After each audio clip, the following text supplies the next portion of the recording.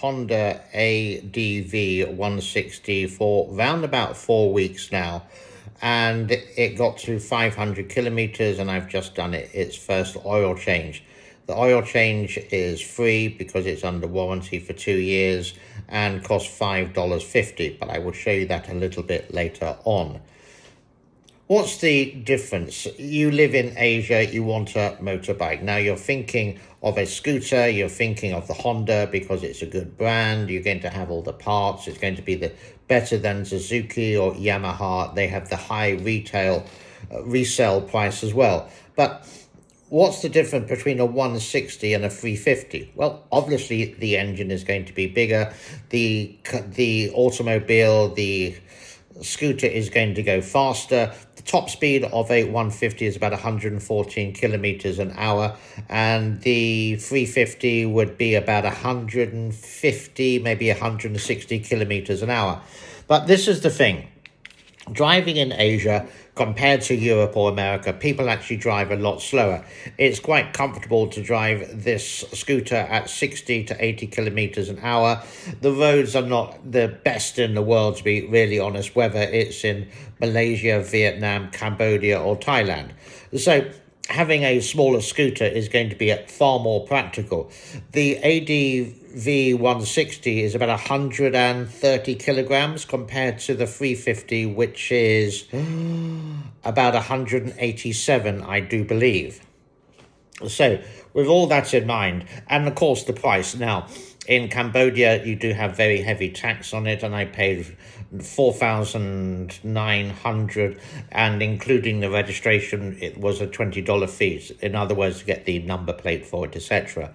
So that was the total. But I know in the Philippines it's a lot cheaper, and in Thailand it's a lot cheaper as well because the tax is a lot less.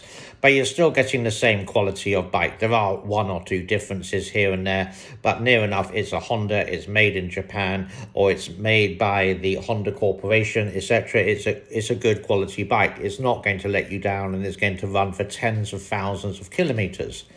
So why get the 350? In a lot of countries with a motorbike, you can't ride a motorbike on the highway with the speed limit of 120. You would have to go on the smaller roads. And in the Philippines, you've got to have a bike which is over 400cc on the tollway or the expressway or the freeway or the highway, but the intercity, the motorway, basically there. So you would still have to go on the smaller roads there. So a 160, I think, is a very comfortable ride.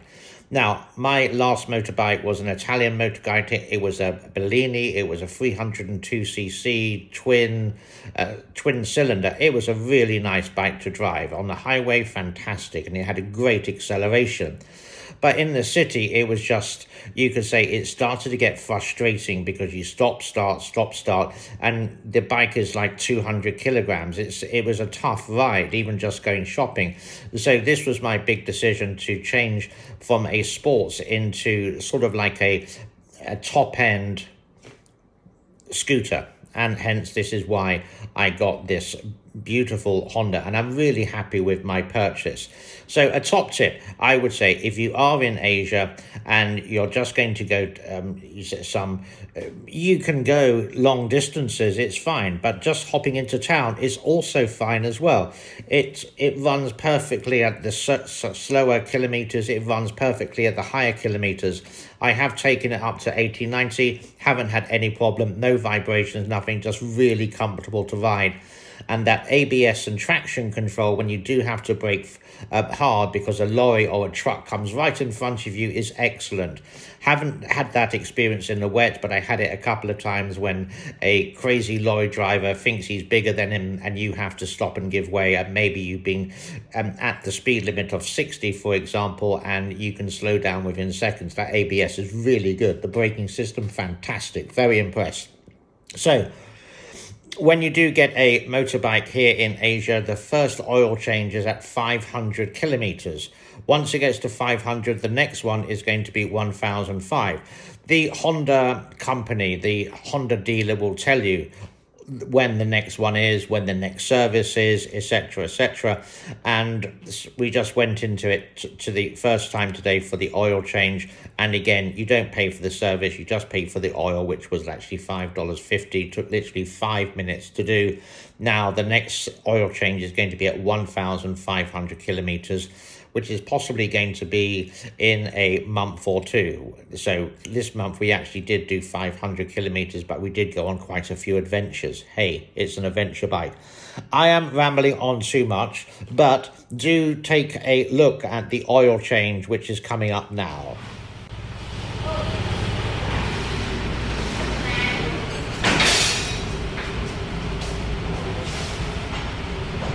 Đây là pinhole rất đáng này.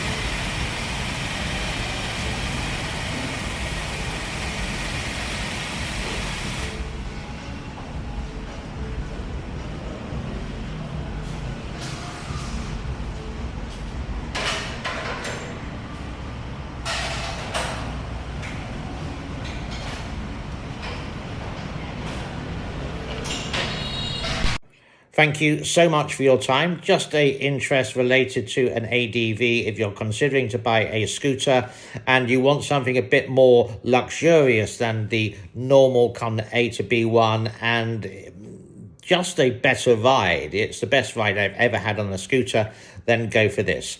More reports on the ADV, the more that I use it, and if I do find any glinks about it or glitches that I haven't found yet, then I will let you know. Thank you for your time. Bye-bye.